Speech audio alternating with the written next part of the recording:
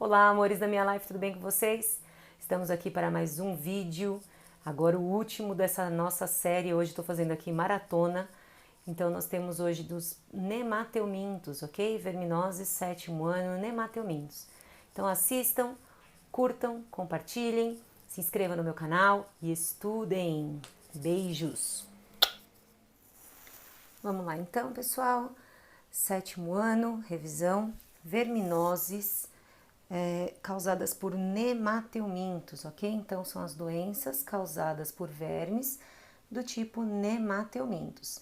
Se você ainda não assistiu a primeira parte, que é sobre plateumintos, veja aí nos meus vídeos, tá? Veja o link que eu vou deixar na descrição para você assistir a primeira parte, ok? Então, vamos lá. Nemateumintos são os vermes, né, do filo Nemateumintos, reino animal, e eles são a característica principal deles é que ele é roliço, tá? Então, assim como os plateumintos eram achatados, os nemateumintos são roliços. Existem vários tipos de nemateumintos. Os que nós vamos estudar aqui, que é importante para o sétimo ano, são lombriga, amarelão, bicho geográfico e elefantíase. Lembrando que esses aqui são os nomes populares, ok?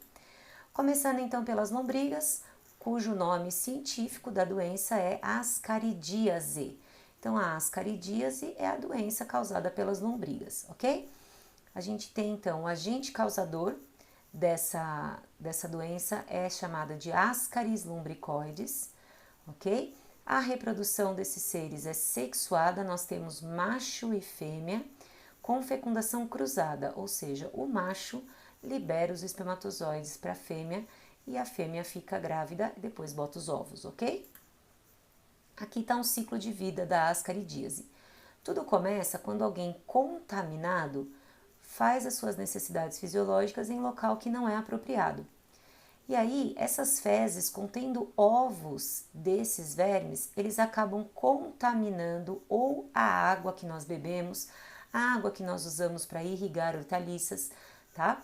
Então, essa água acaba contaminada com esses ovos e nós acabamos o quê? Ingerindo ou essa água ou essas hortaliças que estão contaminadas com esses ovos de Ascaris lumbricoides.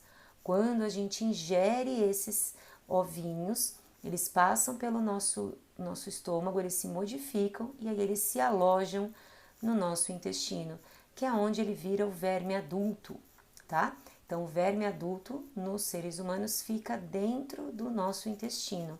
E lá, como é dificilmente a gente engolir apenas um único ovo, muito provavelmente que você tenha lá machos e fêmeas e eles começam a cruzar. Uma vez que eles viraram verme adultos, eles começam a cruzar e botar ovos, tá? Uma fêmea pode chegar a botar 300 ovos por dia.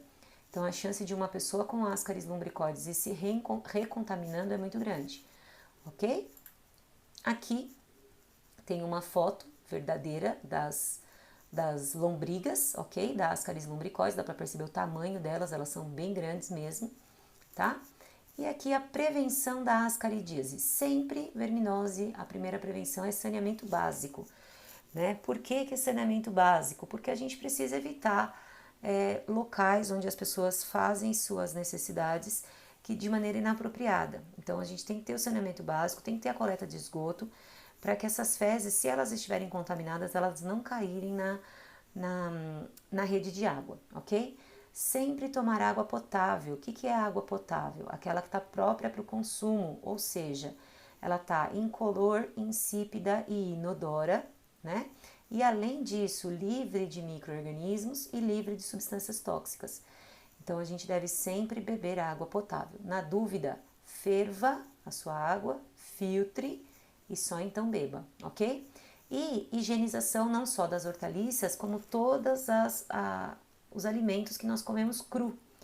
Então, se você vai ter alguma alimentação que é crua, você deve tomar um cuidado extra na higienização desses micro-organismos, ok? Desses alimentos, tudo bem? Agora nós vamos falar de uma segunda doença, que é popularmente conhecida como amarelão, cujo nome médico é ancilostomose, também pode ser chamada de ancilostomíase, tá? A ancilostomose, ela é causada também por um verme, plateuminto, que também tem macho e fêmea, tá? Então eles fazem reprodução sexuada com fecundação cruzada e ele tem 2 agentes causadores. Esse primeiro aqui é o ancilostoma duodenale, tá? Então ele tem essa característica de ter dentes aqui e esse é o mais comum da gente ser contaminado, tá? Então o agente causador principal da ancilostomose é o ancilostoma duodenale. Existe um outro ancilostomo, tá? Um outro ancilóstomo, que é um outro nemateuminto, que é esse daqui, que também causa ancilostomose, que ele é chamado de Necator americanus. São 2 tipos de agentes causadores dessa doença, tá? Aqui no Brasil, o mais comum é o ancilostoma duodenalis, ok? Como que é o ciclo de vida, então, dessa verminose? De novo, pessoa contaminada faz o seu cocô, ou seja, né, libera suas fezes em um local inapropriado, juntamente com os ovos, tá? Então sempre começa com falta de saneamento básico. O que acontece? Esses ovos, ao chegarem no solo, eles eclodem, ou seja, eles liberam as larvas. E essas larvas ficam enterradas bem próxima ao solo, tá? E quando alguém pisa descalço nessas larvas, elas atravessam a nossa pele. Então elas entram na nossa pele, da nossa pele ela cai na corrente sanguínea, da corrente sanguínea ela vai passear pelo nosso corpo, acaba chegando nos pulmões, aí você tosse, quando você tosse ela vem para sua garganta e volta para o seu estômago, e aí lá no seu intestino ela vira verme adulto, tá? Então é outra verminose que vira verme adulto no nosso intestino e toda vez que a pessoa contaminada defeca, toda vez que ela libera suas fezes, essas fezes saem contaminadas com os ovos das fêmeas, ok? Essa doença é conhecida como amarelão porque, como o ancilóstomo fica lá no nosso intestino, ele vai sugando os nossos nutrientes e ele pode provocar um sangramento, uma hemorragia. Com isso, a pessoa começa a ficar anêmica, tanto por falta dos nutrientes, quanto pela perda de sangue. E aí é por isso que ela tem esse nome amarelão, tá? As pessoas contaminadas com essa doença costumam ficar amarelados, certo? Essa prevenção, para a gente ter prevenção de ancilostomose, o importante é nós termos saneamento básico, assim como todas as outras que nós vimos, né? Então, rede de esgoto e água encanada. Nesse caso específico, como a ancilostomose ela é uma penetração ativa pela pele, não adianta a gente se preocupar com as comidas que a gente, né, com a bebida ou com o que a gente come, porque ela vai entrar pela pele. Então aqui a gente tem que andar sempre calçado, tá? E nunca sentar diretamente no solo, principalmente se você não souber se esse solo está contaminado ou não.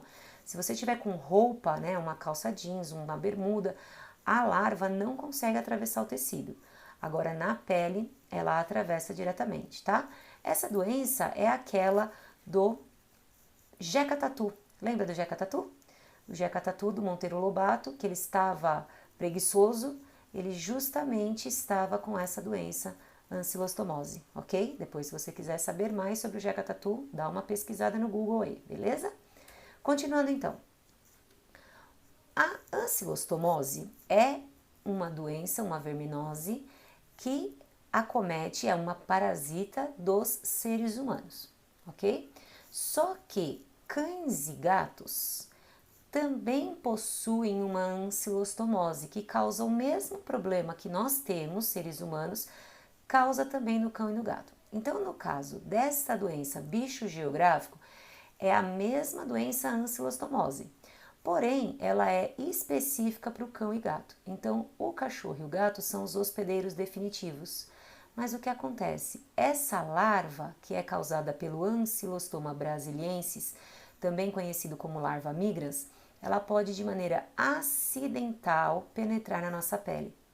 Como ela é muito menor do que o Ancylostoma duodenale, ela não consegue chegar na nossa corrente sanguínea, porque ela é apropriada para cães e gatos. Então, o que acontece? Quando a gente entra em contato com essa larva, Ancylostoma brasiliensis, que daria a doença no cão ou no gato, ela fica presa na nossa pele, tá?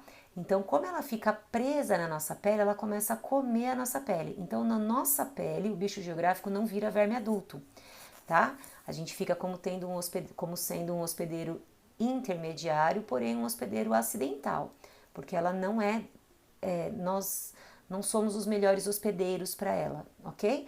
Então, o ciclo é comum no cão e no gato e eles ficam doentes com a doença amarelão, ok? A doença ancilostomose.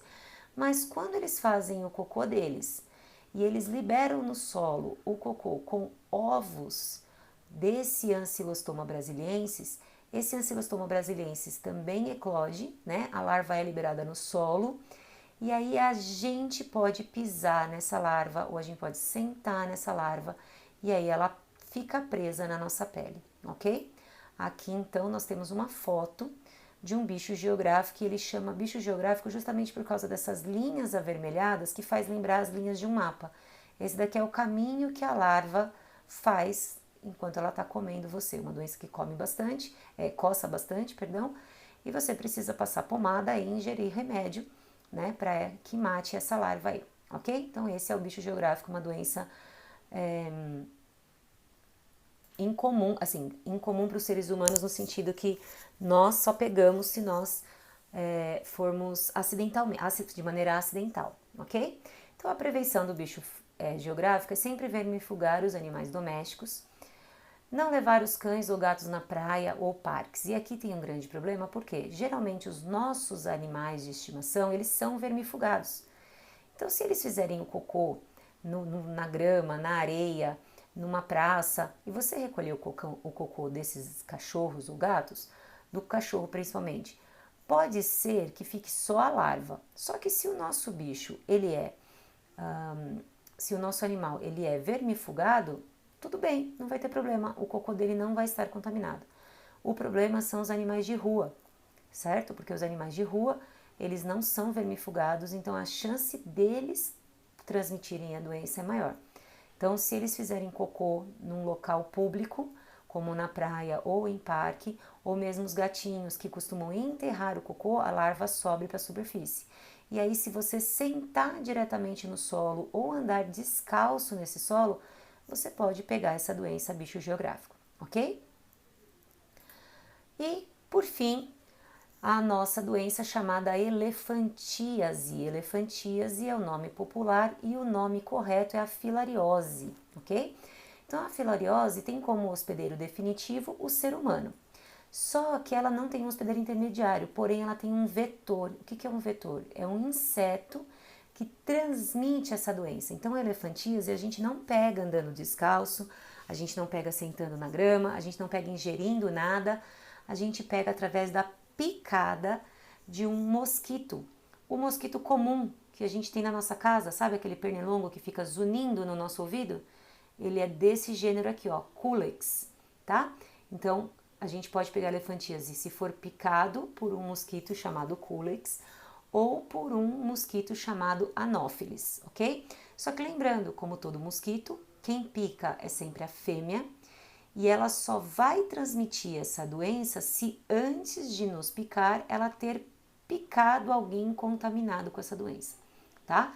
Esse aqui, ó, Wuchereria bancroft, é o agente causador da elefantíase.